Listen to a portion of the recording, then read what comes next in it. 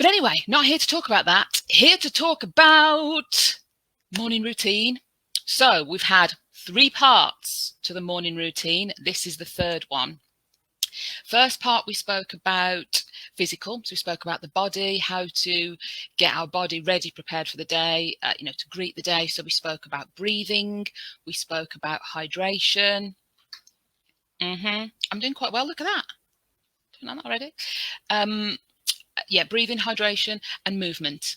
So there was that element of just do something, just get the body moving. So I do squats and press-ups. I'm up to 20 now, but I may start doing a slightly more challenging version of them and do less. So do whatever feels good for you ultimately, but body/physical, that was part 1. Part 2 was about the mind. So we spoke about meditation, visualization, affirmations. It's all the uns, isn't it? Visualization, affirmation, intention setting. All of those things are great for getting our mind or our brain in gear for starting the day as well. So that was the 2nd element. So this week we're talking about the feels. So we're talking about the emotional, the spiritual, whatever language resonates with you, but it's the stuff from in here, I guess, the sort of heart-centered stuff.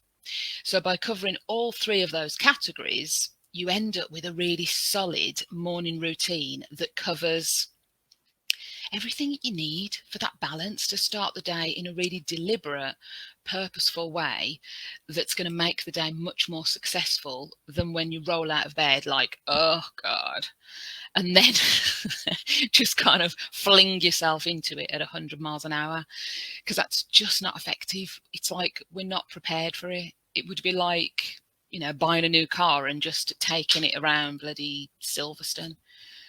You've got to warm it up. You've got to condition it for what you're going to expose it to that day, ultimately. So yes, so that's our 3 categories.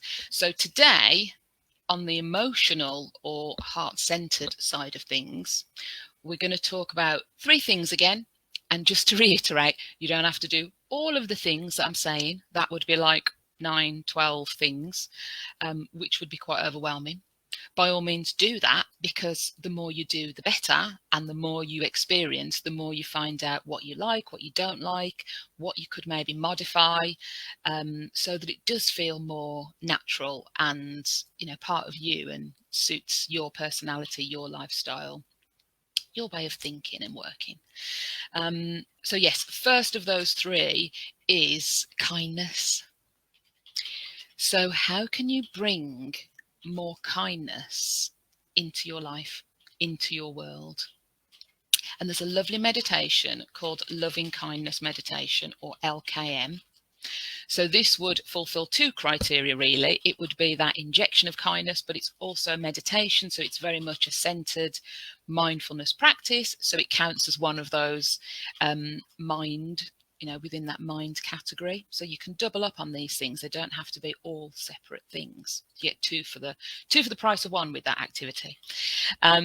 Tons of different versions of it. So have a Google, see which resonates most with you, because it needs to be something that, I don't know whether I'd say excites you for this particular one, but something that you feel aligned to, something that you feel like, yeah, I could do that.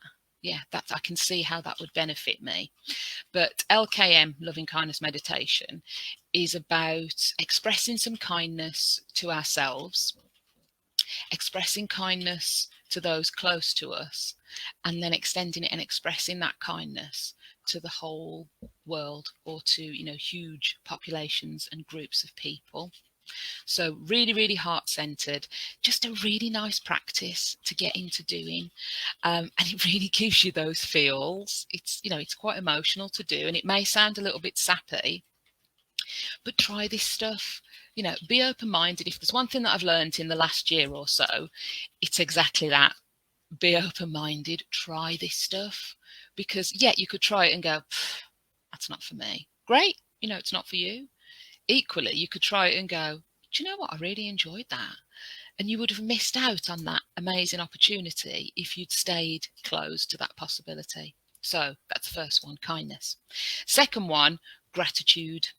This is probably my favorite, and one of, if not the most powerful of the positive emotions that we can experience. So within the science of positive psychology, there's a lot of research around gratitude, tons of the stuff, and it all backs up, it all stacks up the same way. People who are able to tap into those feelings of gratitude in the everyday, in those little micro moments, are the happier people. They live longer, they're physiologically fitter, all kinds of benefits. Because, and if you're into energy, you can see as, like if you're into the law of attraction, you get out what you get in, what you put out. Ultimately, it comes back to you like a mirror, it reflects. So when you're putting these good positive emotions out there, it's so much easier for you to receive them back. Whereas when you put negativity and scarcity out there, that's exactly what you get back. You get more of that want, of that need, rather than that abundance. So gratitude is a brilliant one. It doesn't have to be really complicated. You can do it in lots of different ways. I like to just do a really simple 3 things. So I'll write it down. I've got a nice little notebook someone gave me for a birthday or a Christmas at some point years ago. When you keep them and you're like, oh no, I won't write in that because it's too nice. How stupid is that? But yeah, I totally do that. So yeah, I saw it. I thought, I've had this for like years and never written in it because I thought it was too nice. So that's what I use it for. So every day I write down the 3 things that I'm grateful for that morning. And it can be things that happened yesterday, not necessarily that morning, because when you've only been up for half an hour or something, there might not be a huge amount of things for you to tap into at that point. Or it might be something that you're looking forward to later in the day. So, seeing a friend, or a success that you had the day before. You can capture it all there. So yes, 3 things that you're grateful for. If you want to go a little step further, you can say why you're grateful for them, but it's totally up to you. The important thing is that you really feel it. Don't let it turn into a tick box exercise where you go, I'm grateful for, a roof over my head. I'm grateful for money in the bank. I'm grateful for food on the table. They're all great things to be grateful for, absolutely. But if you keep focusing on those same things, you'll get tired quite quickly. And then you'll find that you probably won't bother doing that exercise. And again, missed opportunity. So I have all sorts of things in there. Sometimes I'm grateful for my body for completing a workout when I didn't really fancy doing one. Sometimes I'm grateful for a really good run where I feel like I pushed myself and challenged myself a bit. Sometimes I'm grateful for the lunch that I'm excited to eat, like today. That's what's going to be one of my ones for today. It's one of my favourite lunches. It could be anything at all. It could be your partner. It could be a really yummy hug that you had that made you feel loved and special and wonderful. Anything at all, put it in there. So that's the gratitude piece. And then finally, savouring. So this links really closely to gratitude. So we're recording what we're grateful for, but it's also important to live it, feel it, breathe it, because these moments are transient. So the more you can get out of these moments, the more powerful they are and the more impact that they'll have. So savouring is all about really thinking about it. So if it was this wonderful hug, think about it. What did the person's perfume or aftershave smell like? What did, were they really warm when you hugged them? Did you kiss? All of these things, and think about, what did that feel like? If it's some food that you enjoyed, think about that. What was the texture of it? What was the taste of it? Was it zesty? Was it sweet? Was it that younger kind of yummy umami sort of flavour, that, that salty, rich taste? You can tell I'm into food, can't you? But yeah, so think about it on all of those levels. How did it make you feel? Think about that. So again, it doesn't need to take a long time. But the more you can immerse, a bit like the visualization thing, the more you can immerse and relive that moment or live it in advance, if it's something you're looking forward to that's happening later that day, you're getting more bang for your buck. So that's the benefits of savoring. And again, in the world of positive psychology, lots of research that shows how much more powerful these emotions are when we sit in them and feel them. So when you think about it, we sit in anger, we sit in stress, we sit in disappointment with ourselves for quite a significant period of time sometimes. You get into that slump, into that funk. It's like crawling out of a steep pit, isn't it? Sometimes to get out of that. And that's savouring, but we're savouring the bad things. We're staying and living that moment for too long. So you're able to do it, but apply it to those positive emotions. So, really live it, milk it, squeeze it like an orange. That's how I always think of it. Get as much as you possibly can out of it. One of the things I like to do, as I'm always mentioning, is the old wins jar.